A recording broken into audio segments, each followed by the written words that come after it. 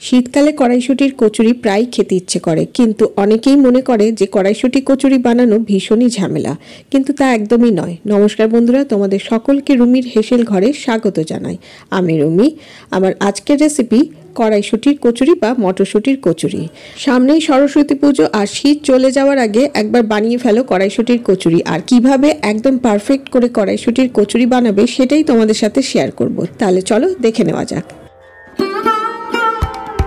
প্রথমে ময়দাটা মেখে নেব। আমি এই বোলের মধ্যে 2 কাপ ময়দা নিয়ে নিয়েছি। আমি মেজারিং কাপের মাপ নিয়েছি।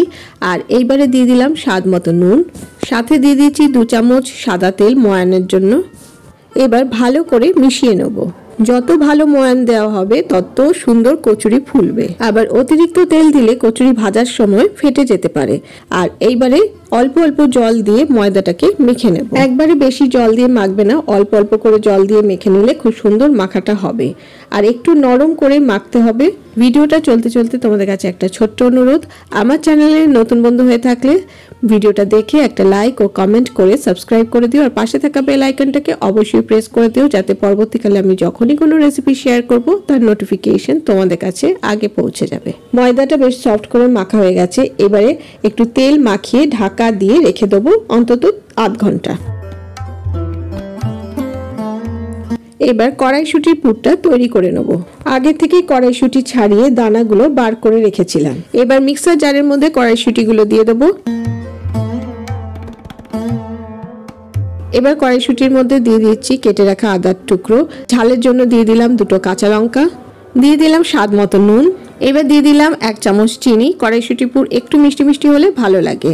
আর সবশেষে দিয়ে দিলাম 2 চামচ ভাজা মশলা। ভাজা মশলার মধ্যে জিরে, ধনে, শুকনো লঙ্কা, তেজপাতা গুঁড়িয়ে রেখেছিলাম আগের থেকেই। এবারে এটা একটা পেস্ট তৈরি করে নেব মিক্সিতে। এবার এই পেস্টটা ভেজে নেব। তার জন্য কড়াইয়ের মধ্যে আমি দিয়ে দিলাম বড় চামচের 1 চামচ সর্ষের তেল। তেলটা গরম হয়ে গেলে এর মধ্যে দিয়ে দিলাম 1 চামচ হিং। হিংটা 5 সেকেন্ড ভেজে নিয়ে তারপর কড়াইশুঁটির পেস্টটা এর মধ্যে দিয়ে দিতে হবে। হিঙের গন্ধটা যদি পছন্দ না হয় তাহলে হিংটা স্কিপ করে নিতে পারো। তেলের মধ্যে কড়াইশুঁটির পেস্টটা দিয়ে ভালো করে নাড়াচাড়া করে মিশিয়ে নিতে হবে। ফ্লেমটা মিডিয়ামে রেখে কনস্ট্যান্ট নাড়াচাড়া করে যেতে হবে যতক্ষণ না পেস্টটা শুকিয়ে আসছে। যেহেতু নুন, মিষ্টি, ভাজা মশলা সব বাটার সময় দিয়েছিলাম, তাই এখন আর কিছুই অ্যাড করব না। যখন দেখবে পুরটা একদম কড়াই থেকে ছেড়ে আসছে এবং একটা ডোয়ের মতন তৈরি হয়েছে, তখনই বুঝবে যে পুরটা আমাদের একদম রেডি হয়ে গেছে। এবার পুরটা নামিয়ে ঠান্ডা করে নেব। এবারে ময়দার ডোটা রেস্টে থাকার পর আরো একটু ঠেসে নিচ্ছি। এবার আমি লেচি কেটে নেব। বন্ধুরা, আমার চ্যানেলে আরো অনেক রেসিপি পেয়ে যাবে, নিচে ডেসক্রিপশন বক্সে লিংক দিয়ে দেবো, তোমরা চেক করে নিতে পারো।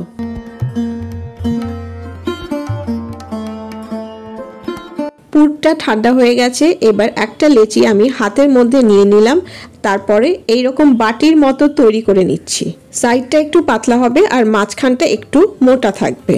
তারপর এই মাঝখানে পুরটা দিয়ে দেবো। এইবার মুখটা এইভাবে বন্ধ করে দিতে হবে। এবার হাত দিয়ে ভালো করে গোল করে নিচ্ছি।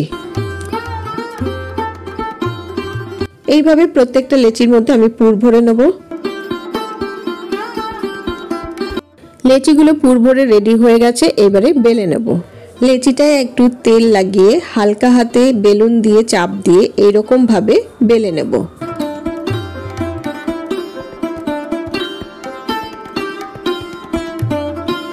ঠিক একইভাবে প্রত্যেকটা লেচি আমি এক এক করে এইভাবে বেলে নেব।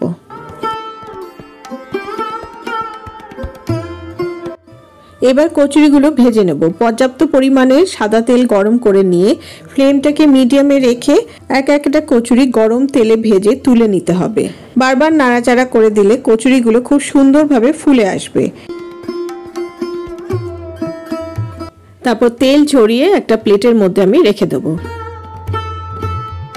এরকম ভাবে বাকি কচুরিগুলোকে ভেজে তুলে নেব।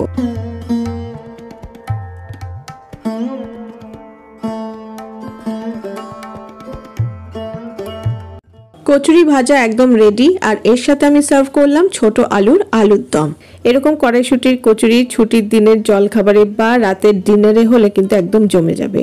এবার দেখো একটু ছিঁড়েও তোমাদের দেখিয়ে দিচ্ছি পুরটা কত সুন্দরভাবে ছড়িয়ে গেছে। তাহলে তৈরি হয়ে গেল কড়াইশুটির কচুরি। আর কিভাবে তৈরি করবে একদম পারফেক্ট কড়াইশুটির কচুরি তোমাদের সম্পূর্ণ রেসিপিটা দিয়ে দিলাম। তোমাদের তো দেখিয়েও দিলাম কি সুন্দরভাবে কড়াইশুটির কচুরিগুলো ফুলে উঠছে। তো আর পুর একদমই বেরিয়ে যায়নি। তাহলে কেমন লাগলো তোমাদের আজকের এই কড়াইশুটির রেসিপিটা আমাকে অবশ্যই লাইক ও কমেন্ট করে জানিও। আশা করি তোমাদের ভালো লেগেছে আর বাড়িতে তোমরা ট্রাই করবে, কোনো ঝামেলাই লাগবে না। আর আলুর দমের রেসিপি আমার চ্যানেলে আছে, আমি লিংক দিয়ে দেবো, তোমরা চেক করে নিও। তাহলে আজকে এই পর্যন্ত। আমি আবারও হাজির হয়ে যাব আমার হেসেল ঘরের খবর নিয়ে। তোমরা সবাই ভালো থেকো, সুস্থ থেকো। টাটা।